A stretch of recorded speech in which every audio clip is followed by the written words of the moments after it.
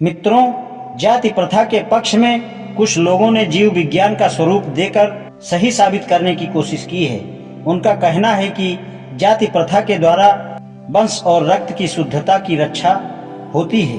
इस संबंध में एथनोलॉजिस्ट वैज्ञानिक की राय है कि शुद्ध रक्त या शुद्ध प्रजाति के लोग अब दुनिया में कहीं भी मौजूद नहीं हैं और सब भागों में सभी जातियों ने मिश्रण या मिलावट हो चुकी है। भारत के लोगों के संबंध में तो यह विशेष तौर से सही है। माननीय D.R. भंडारकर ने अपने लेख हिंदू आबादी में विदेशी तत्व में लिखा है, भारत में मुश्किल से कोई जाति या वर्ग ऐसे होंगे जिनमें विदेशी मिलावट नहीं हो। विदेशी रक्त की यह मिलावट केवल राजपूत व मराठा जैसे लड़ाकू जातियों में ही नहीं बल्कि ब्राह्मणों में भी विद्यमान है, जबकि ब्राह्मण इस भ्रम व कल्पना में मग्न है कि उनकी जाति सर्वश्रेष्ठ है क्योंकि उनमें विदेशी रक्त का मिश्रण नहीं है। जाति प्रथा के संबंध में यह नहीं कहा जा सकता कि जाति प्रथा का विकास नस्लों के मिश्रण को रोकने तथा रक्त की शुद्धता बनाए रखने के लिए हुआ। ऐतिहासिक सच्चाई यह है कि जातियों की उत्पत्ति उस समय के बहुत बाद में शुरू हुई जब भारत की अलग अलग नस्लें रक्त और संस्कृति के कारण अलग थलग हो चुकी थी, अर्थात यहाँ के लोगों में रक्त व संस्कृति के विदेशी तत्व पहले ही घुल मिल चुके थे। अतः जाति भेद को वंश भेद मानते हुए यह दावा करना कि भारत की विभिन्न जातियां विभिन्न वंशों में कबीले हैं, यह सच नहीं बल्कि गुमराह करने वाला दावा है। पंजाब के ब्राह्मणों और मद्रास के ब्राह्मणों में क्या कोई वंश का संबंध है? इसी तरह बंगाल व मद्रास के अछूतों में क्या कोई निकट का वंश संबंध हो सकता है?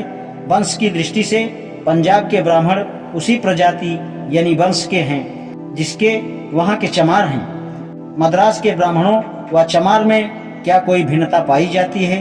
इसी प्रकार मद्रास के ब्राह्मणों तथा पेरिया अछूतों का वंश एक है। जाति प्रथा वंश के विभाजन की सीमा तय नहीं करती है। जाति प्रथा एक ही वंश के लोगों का सामाजिक विभाजन है। फिर भी वंश भेद की बात मानकर कोई यह सवाल कर सकता है कि भारत में अलग अलग जातियों के बीच अंतर विवाह के द्वारा वंश और रक्त की मिलावट की आज्ञा दे दी जाए तो क्या नुकसान है? मनुष्य और जानवरों में इतना अधिक अंतर है कि विज्ञान मनुष्य और जानवरों को दो अलग जातियों के रूप में स्वीकार करता है, लेकिन वंश की शुद्धता में विश्वास रखने वाले वैज्ञानिक भी यह दावा नहीं करते हैं कि अलग अलग प्रजाति या वंश के लोग अलग जातियों के होते हैं। वे केवल एक और उसी ही जाति के अलग रूप हैं। ऐसे में वे आपस में दूसरी जाति से संबंध करके ऐसी संतानें पैदा कर सकते हैं जो संतान पैदा करने के योग्य होती है और बाँझ नहीं होती है। जाति व्यवस्था के पक्ष में वंश और मानव के विकास के बारे में कई तरह की बकवासपूर्ण बातें की जाती हैं। ऐसे बहुत से कम लोग होंगे जो जाति व्यवस्था की तब भी आलोचना करते जब यह मानव विकास के बुनियादी सिद्धांत के अनुरूप होती, क्योंकि उचित माध्यम से वंश में सुधार का विरोध थोड़े ही लोग करते हैं। लेकिन किसी के लिए यह समझ पाना बहुत मुश्किल है कि जाति व्यवस्था को न्याय संगत कैसे माना जा सकता है। जाति प्रथा एक घटिया व निगेटिव सोच की किस्म की प्रथा है। यह अलग अलग जातियों के लोगों को आपस में विवाह करने से रोकती है, जो कि शादी के लिए चुनाव का सकारात्मक तरीका नहीं है। यह तय करता है कि एक खास जाति के किन दो व्यक्तियों को विवाह करना चाहिए। यदि जाति व्यवस्था मानव विकास के विज्ञान पर आधारित है तो उपजातियों का आधार भी मानव विकास के क्रम में होना चाहिए। लेकिन क्या कोई गंभीरता से यह दावा कर सकता है कि उपजातियों की शुरुआत भी मानव विकास के विज्ञान के कारण हुआ है? मेरा विचार है कि इस तरह की मान्यता के पक्ष में बहस करना व्यर्थ है और इसका कारण बहुत साफ है। यदि जाति का मतलब नस्ल या प्रजाति है तो उपजातियों का में पाए जाने वाले अंतर वंश का अंतर नहीं माना जा सकता, क्योंकि उपजातियां एक ही नस्ल की काल्पनिक शाखाएं हैं। इससे स्पष्ट है कि उपजातियों के बीच परस्पर विवाह खान पान पर रोक वंश व रक्त की शुद्धता बनाए रखने के उद्देश्य से नहीं हो सकती।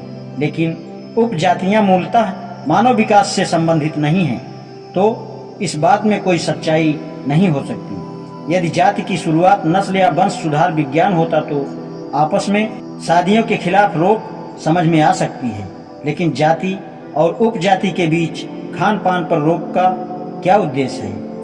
आपसी खान पान से रक्त पर कोई असर नहीं होता है और इससे नस्ल को अच्छा या खराब बनने या गिरावट से कोई संबंध नहीं हो सकता। इससे साबित होता है कि जाति पाति का कोई वैज्ञानिक आधार नहीं है और जो लोग इसे मानव विकास पर सही प्रमाणित करने में लगे हुए हैं वे एक ऐसे आधार का सहारा ले रहे हैं जो सरासर अवैज्ञानिक है। आज के समय में भी सुंदर संतान की प्राप्ति की व्यवहारिक संभावना तब तक नहीं बन सकती जब तक कि वंशवाद के बारे में सही व आनुवांशिक वैज्ञानिक जानकारी नहीं होगी।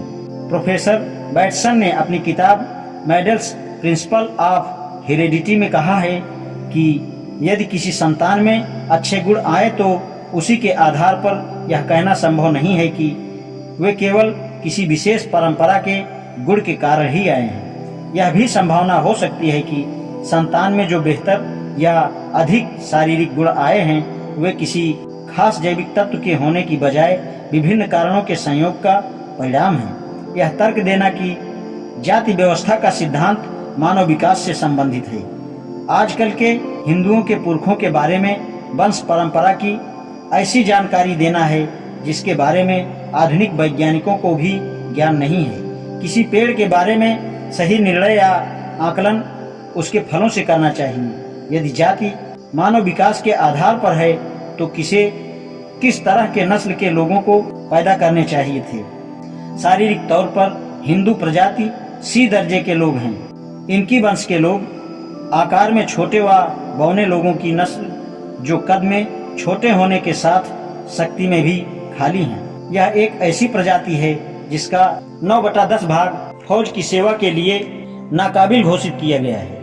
यह एक ऐसी सामाजिक व्यवस्था है जिसमें हिंदुओं के खास वर्ग के स्वार्थ और अहंकार का पोषण होता है, जिसका सामाजिक दबदबा इतना ऊंचा है कि उन्होंने इस जाति पात की व्यवस्था को बनाए रखा है और उन्होंने इस व्यवस्था को अपने से निचले तबके के लोगों पर जोर जबरदस्ती लागू भी कर दिया है। इनसे स्पष्ट है कि जाति प्रथा मानव विकास के आधुनिक विज्ञान पर आधारित नहीं है। यह सामाजिक व्यवस्था समाज के ऐसे लोगों की देन है जो अपने छल बल और चतुरता से समाज के अन्य वर्गों पर अपना वर्चस्व व प्रभुत्व जमाने में सफल हो गए थे और चालाकी व कुटिलता से अपने अहम की पूर्ति के लिए व वर्चस्व को अस्थायी बनाए रखने के लिए उन्होंने जाति प्रथा को जन्म दिया। जाति से आर्थिक व्यवस्था नहीं होती, जाति से वंश में सुधार भी नहीं होता है। हाँ, जाति ने एक काम जरूर किया है कि इसने हिंदू समाज को पूरी तरह से तोड़कर अलग थलग कर दिया है और उन्हें अनैतिक हताशा की अवस्था में पटक दिया है। आज इतना ही, शेष कर धन्यवाद।